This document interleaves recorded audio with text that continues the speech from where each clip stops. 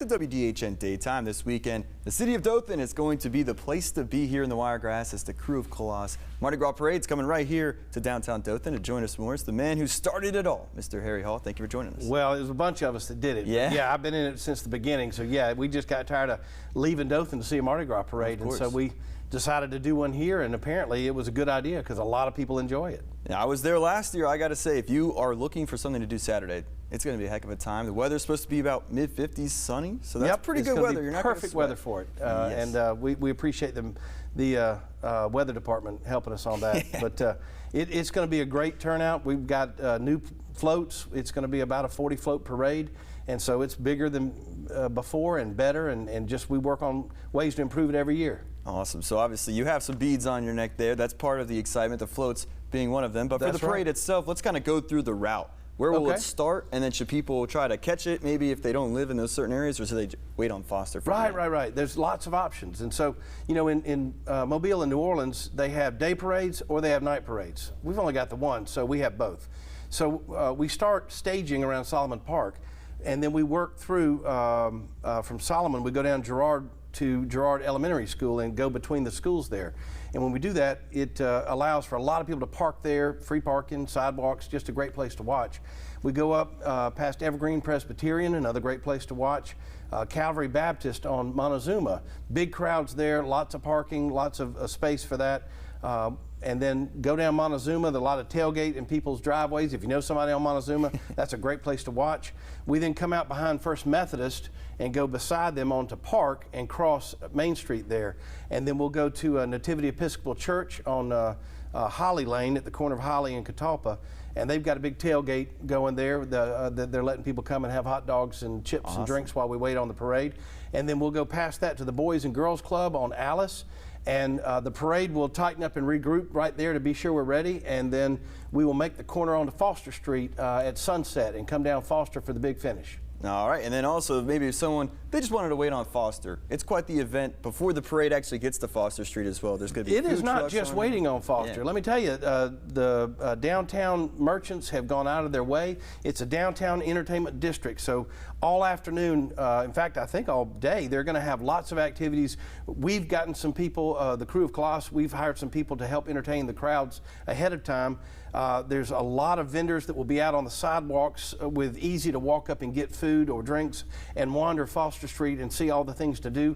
We have a lot of food trucks stationed all across the route, but also down on Troy Street right there at the end of Foster. So there's plenty to do all day. Oh, yeah. And so pick your spot and we'll come find you. Yes, and when the parade does find you, you got to watch out for all these beads. Obviously, I think the hot commodity might be the peanut beads. I did not see those last year. Yeah, these were a good find, and so these are a hot item, and so hopefully you can catch some of those. Different float crews have prize throws. They have the premium throws.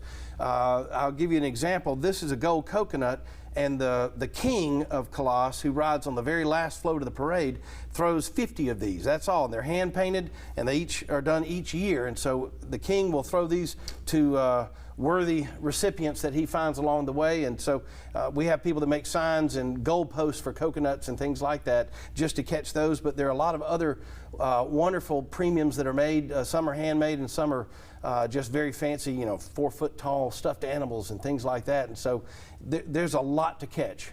All right. And so it's going to be a day full of fun, whether you're going to be there for the parade or the festivities beforehand. And then I believe after the parade, it doesn't end there, does it? No, it keeps going. So Foster Street is full of merchants with restaurants and bars to go into to find something to eat or just to sit down and laugh and look at what all you caught. And so there's plenty of places around there that you can go and either buy food from a food truck or go to one of the restaurants on Foster.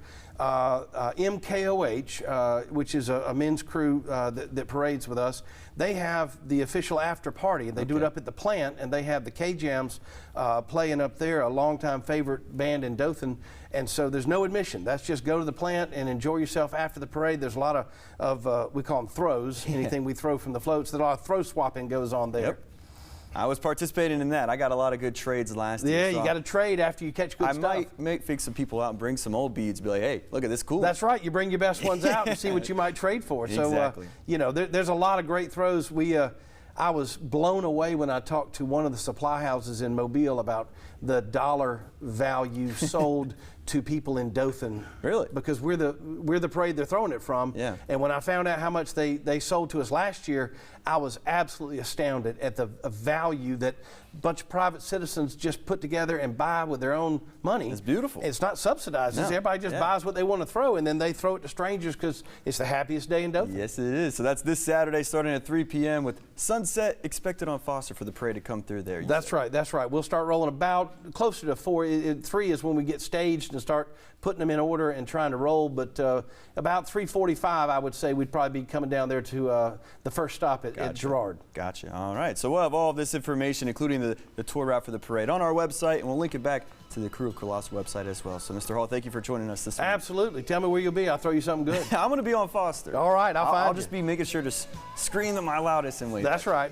Look, the crazier the clothes you wear, the more likely you'll get good throws. All right. I'm going to wear the suit then.